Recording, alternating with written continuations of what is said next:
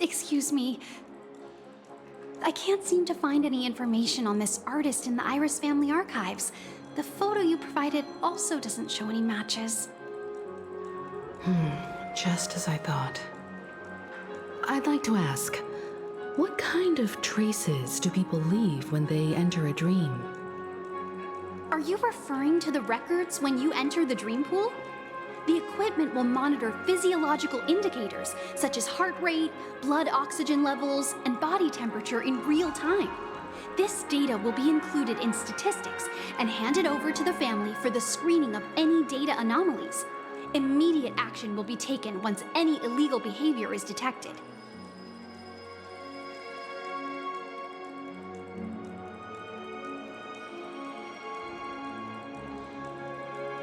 I apologize. The hotel does not have access. This information is managed by the Bloodhound family. We can only gain access if there's a problem. Looks like nothing can be found here. At least we know who to look for next. We can ask the Bloodhound family for information. Thank you for your assistance, Miss Allie.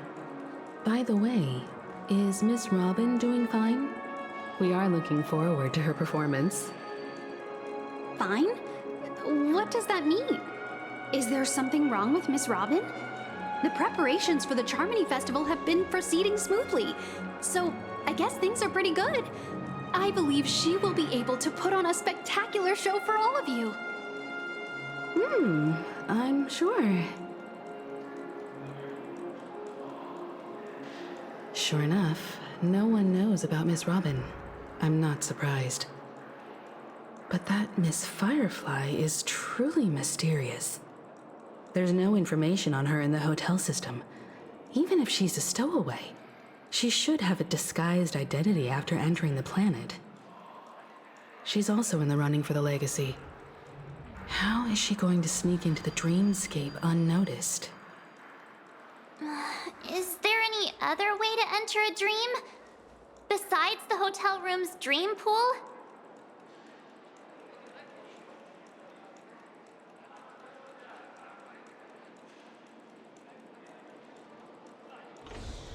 The Memo Keepers have abilities that are difficult for normal people to comprehend. In the memory zone of Penacony, they thrive effortlessly, a fact proven to us by Black Swan. The hacker girl from the Stellaron Hunters used extraordinary means to unlock the Dreamscape Hotel's seal. According to the scene witnessed by him, it is likely that they are behind Miss Firefly's case. The Garden of Recollection and the Stellaron Hunters. Both are possible, but what about the IPC? Since they want Penacony all for themselves, they're bound to have a plan. Who are you guys? The Bravo team has arrived at their designated position, ready to execute armed evacuation operation. Boss, get moving! Armed evacuation? Boss, are you drunk? What do you know? It's more efficient this way. Just don't let the director find out. Act first, report later. Understood? Help! Help me! I spent all my year-end bonus on the snowball! I don't want my name on the department's major disciplinary notice! Hey, check it out! That voice.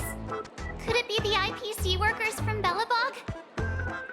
To all guests, the IPC will be conducting special operations within the hotel. Please follow the staff in charge of evacuation to the designated safe zones, or compulsory measures will be enforced. I'll request a beating for you lot! You've been told not to drink during work hours. Take him back to the hotel room. I'll organize a meeting later to properly go over how this incident report should be written. Miss Topaz? I never thought I'd run into you on Penacony. Long time no see, Astral Express crew. Aventurine has told me a lot about your happenings. Hmm?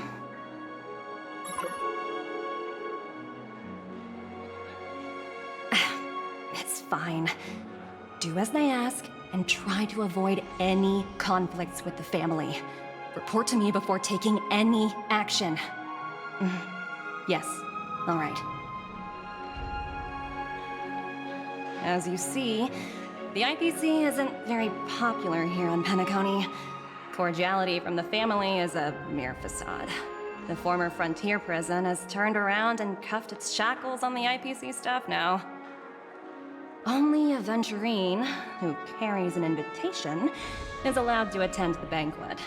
An entourage like us, we can only sit around in the reality hotel, unauthorized to even enter dreams. No wonder Aventurine's scrambling to partner up with someone. The IPC can't back him up in the dreamscape. His situation isn't optimistic, I hear. You're all helping to investigate some dirt on the family, are you not? Let me know if you need anything outside the dreamscape. The IPC always treats its partners well. Thank you, Miss Topaz. We're on our way to the Hounds to verify some intel. Perhaps you've had dealings with them? Yep. They're tailing us right now. Why not go and talk to them? It'll take the spotlight off me. Being constantly stared at is really uncomfortable.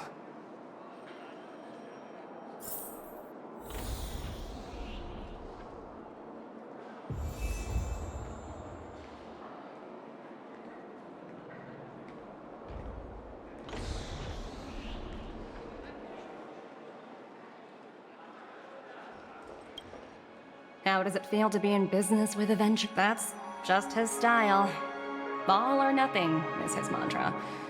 He's always cozying up to his clients while egging them on to undertake some dangerous assignment with him. But everyone has their merits, so I won't comment further. But Aventurine's luck has always been good. He's always closed all his cases without a hitch and basically never lost a gamble. Which is why, on the issue of retaking Penacony, I'm watching with keen interest.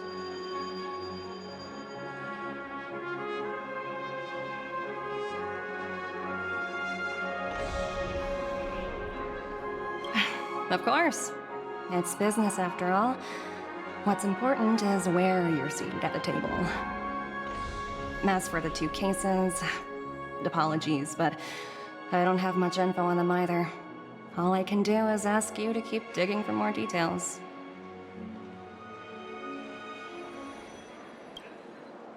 We're carrying out our captain's orders. What do you want?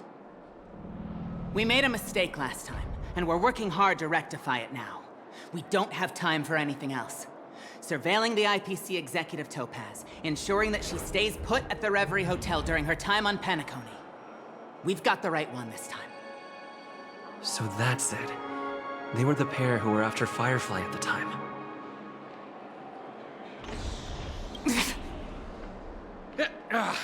It's you again.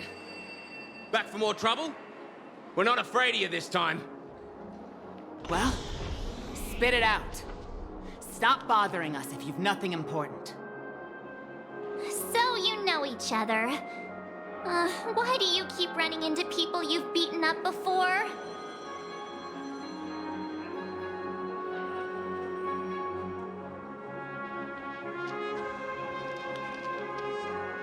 That's right. We're investigating a murder for the family. May we access the hotel's dream pool entry records? Well... Hey! The security officer instructed everyone to shut their traps before he returned from Dream's Edge. What murder? You'd better stop spouting nonsense. Yeah, that's right. We have nothing to report. Please leave. Looks like they're not going to cooperate. But they did at least tell us that the captain is at Dream's Edge.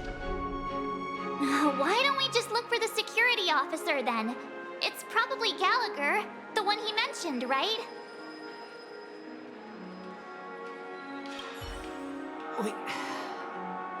We have nothing to report. Please, leave.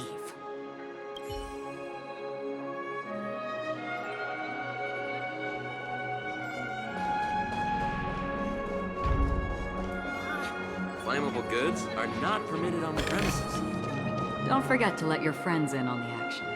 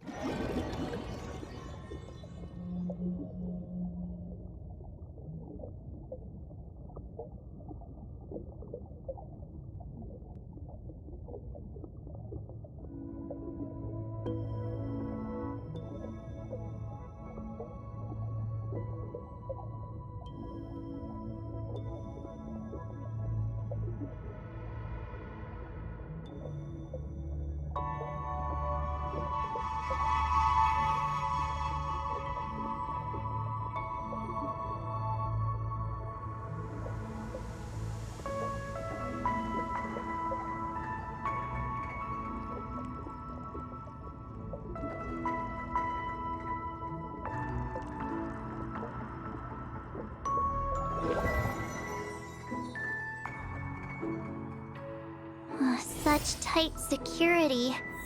I bet they're stumped by the case as well. Gallagher. Gallagher. Where could he be? Just as I thought. Apologies. The Bloodhound family is running an investigation up ahead. No unauthorized personnel allowed. Hold on a minute. I think I've seen you before. The gray-haired one. How much trouble have you stirred up exactly on Penacony? You think you look alike? Wait, are you for real? Not possible. It was you the last time yelling about some clockwork friendship while beating me up with that silver-haired girl.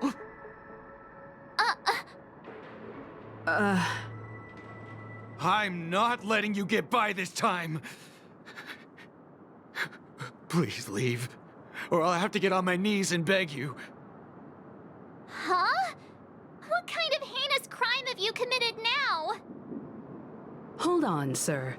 We have documents authorized by the family that would aid your investigation. If it wouldn't trouble you, could we see this Mr. Gallagher? Who exactly is this Gallagher you keep talking about? There's been a few people mentioning this name. Even the one with the gray hair. He didn't send you all here?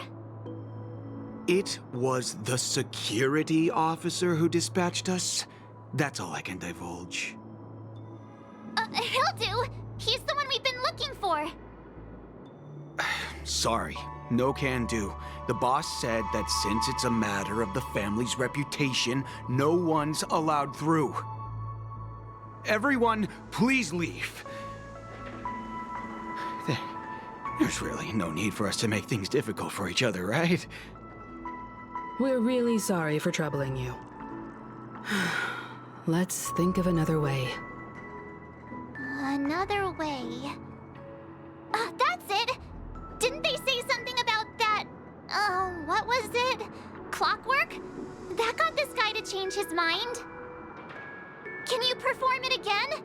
That, clocky magic. Please?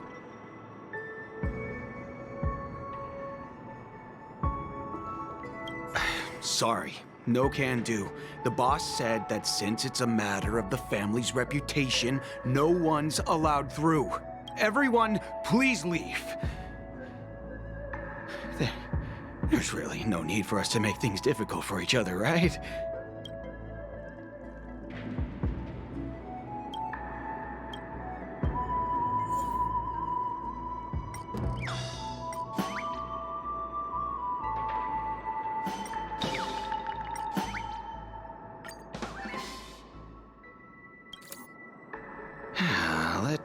see what time it is now. Whoa! It's this time already? What? Time to clock out! And no one's gonna stop me.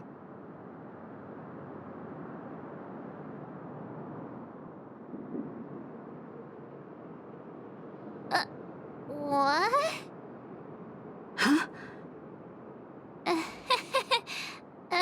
This clockwork trick of yours, it's kinda dangerous. At least he won't be getting in our way again. Let's go find that Gallagher and ask him the intricacies of the case. I was wondering what all the commotion was. Huh. Oh, it's you guys. Welcome.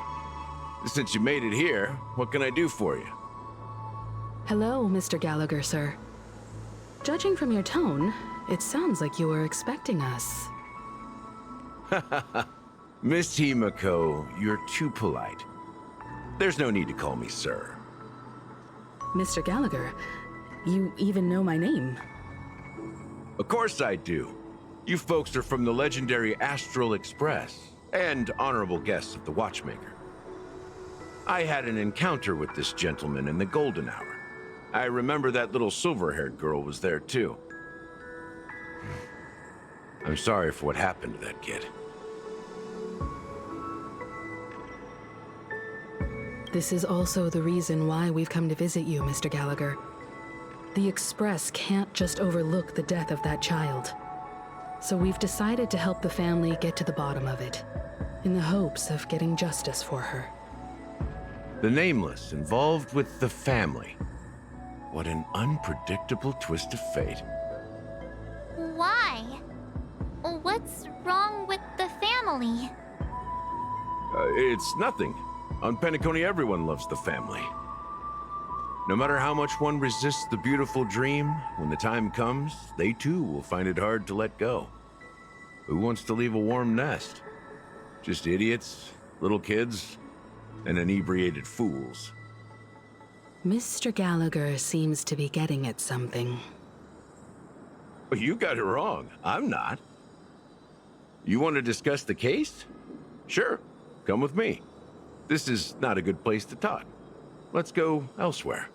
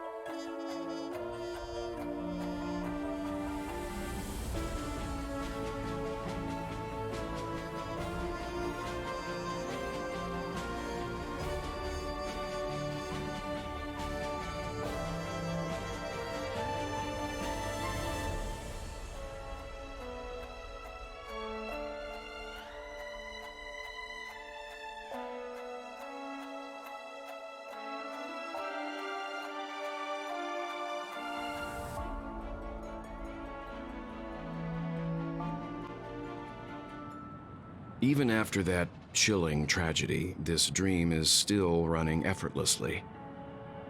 Other than the family of the Harmony, it's hard to imagine any other power in the universe that could sustain a building of such magnitude. The family itself is a huge, perfect building, like a living idol. Each member of the family sees themselves as a piece of the divine puzzle, revolving around a singular core and a shared ideal. Under their command, they loyally fulfill their roles, offering themselves while also receiving sustenance in return. Interesting analogy. Perhaps that's why Penacony's beautiful dream has persisted for so long. But the human body has its limits. and so does the Divines. That doesn't sound like the kind of comment a Galaxy Ranger would make. Just pointing out the facts. Mr. Yang will definitely have a better sense of what's going on than I do. Why do you say that, Miss Acheron? The beautiful dream is crumbling. But not because of a particular eon, a particular faction, or a particular visitor. Its collapse stems from a certain inevitability of human nature. The family refuses to acknowledge this, and it has ultimately backfired and become a catalyst. As people immerse their souls in the dreamscape, where consequences and pain cease to exist, and only ease and pleasure prevail, they draw closer and closer to necrosis. Regardless of the perceived bliss, death looms as the inevitable conclusion. Also, this necrosis will diffuse and spread. One piece of the puzzle's mutation will eventually cause the entire building to shake, break, and crumble. In the end, the dreams that people built in the name of freedom became the cage that imprisoned them. I'm sure you've gained a lot from this trip, Miss Acheron. Are you willing to share your findings with me? Of course. That's if I remember.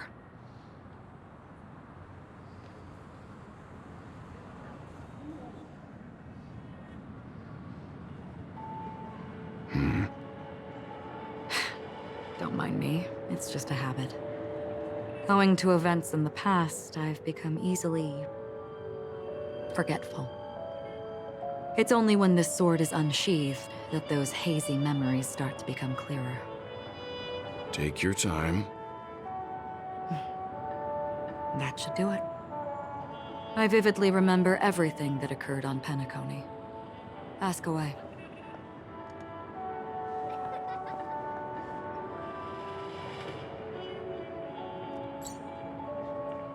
The moment of daybreak. I've heard that's where the Dawn Factory, which processes the foundation of the dreamscape, is located. Behind the dreamscape's song and dance stand many imagination factories. Workers create all kinds of whimsical works day in and day out in their dreams. Then they return to reality and sleep on a narrow bed in a room. A far cry from luxury.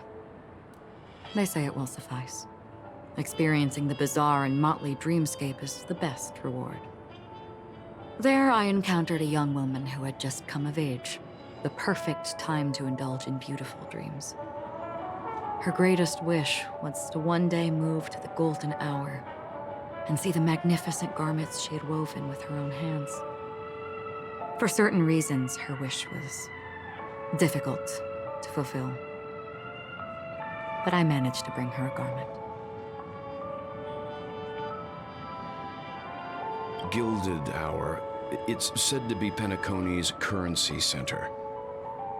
Yes. It is a fortress-like financial city, the economic heart of the dreamscape.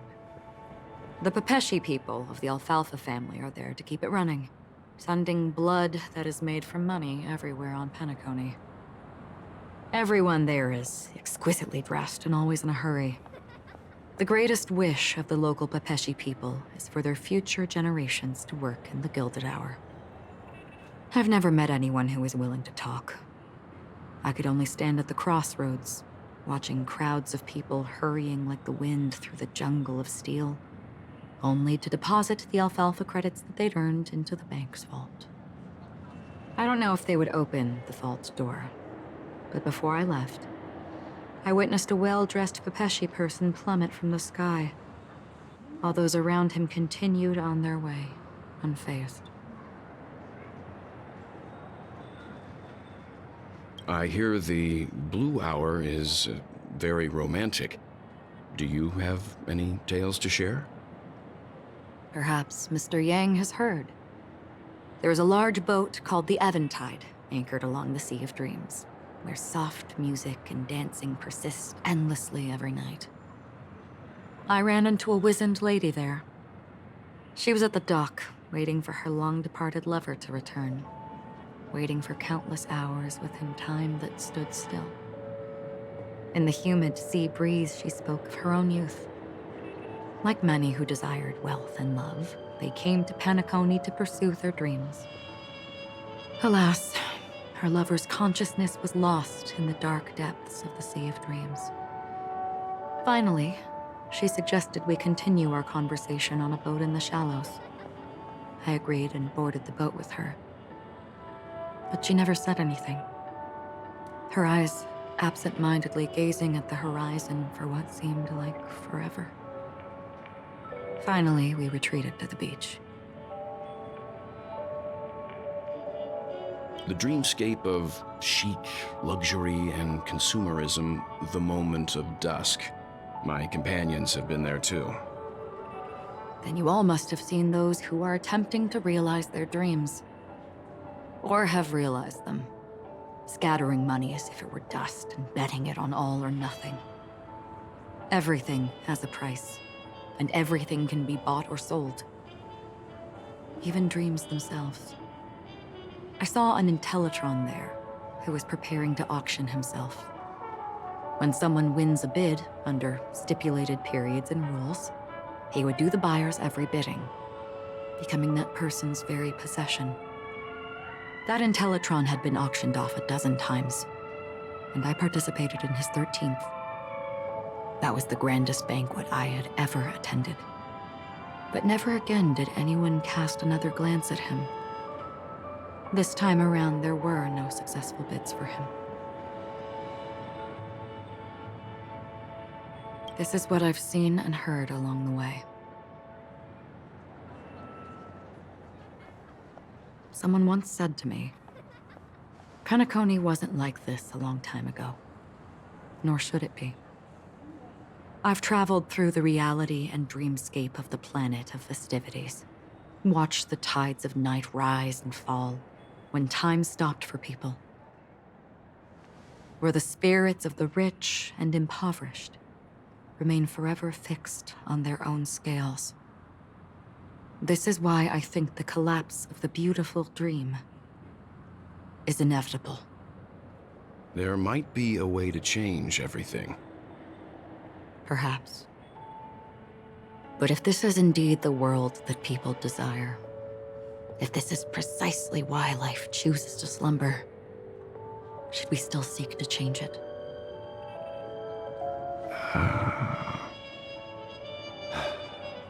Miss Acheron, now it's my turn to share a story with you.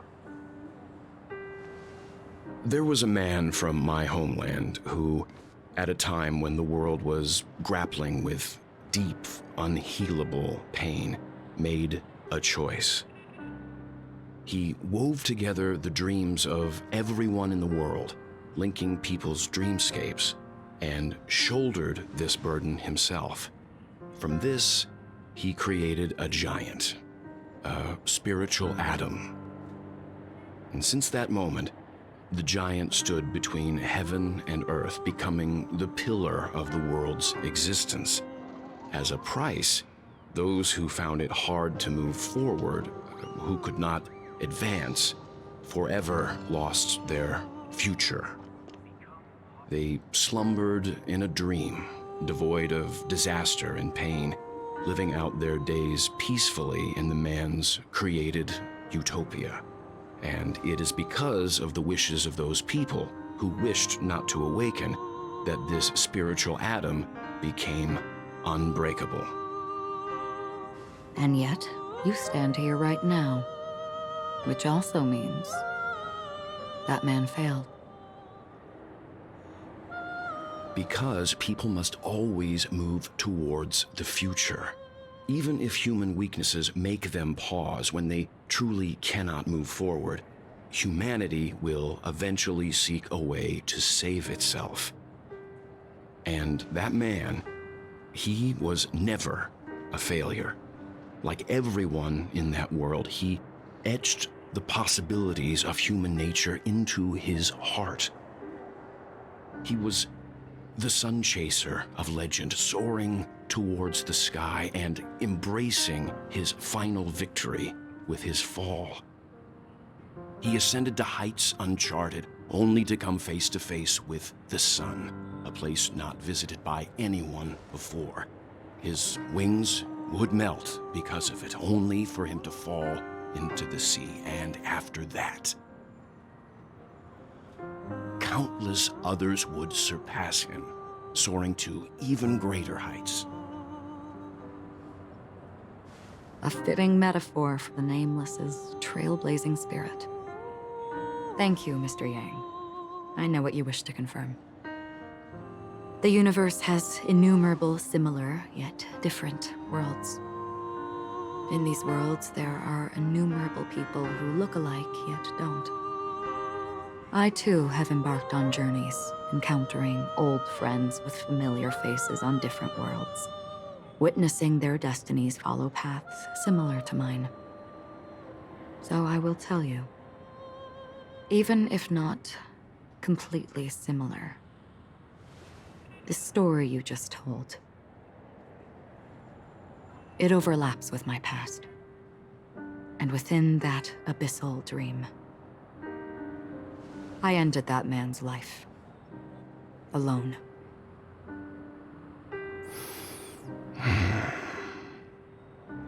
I am not who you think I am. Nor will my home be as fortunate as your world. I am sorry. It's fine. I don't mind, so long as I can alleviate your suspicions. There's something I still wish to know, Miss Acheron. Under that representation of the hunt, exactly what sort of power is it that has motivated your solitary journey thus far? Mr. Yang, before answering that question, I wish to continue the previous topic. I like your analogy very much. Indeed, birds are born to fly. But in a distant past, their ancestors could only gaze at the sky in envy. They saw that faraway ray of light from above the heavens, piercing through the clouds and blanketing the earth. And so, time and time again, generation after generation, the birds spread their wings and took to the sky, attempting to touch its ceiling, all because the sun was there. Then, what if the last bird finally soars into the sky, only to realize that the end of the light is not the sun, but darkness? Then why, exactly, do we even walk towards the light?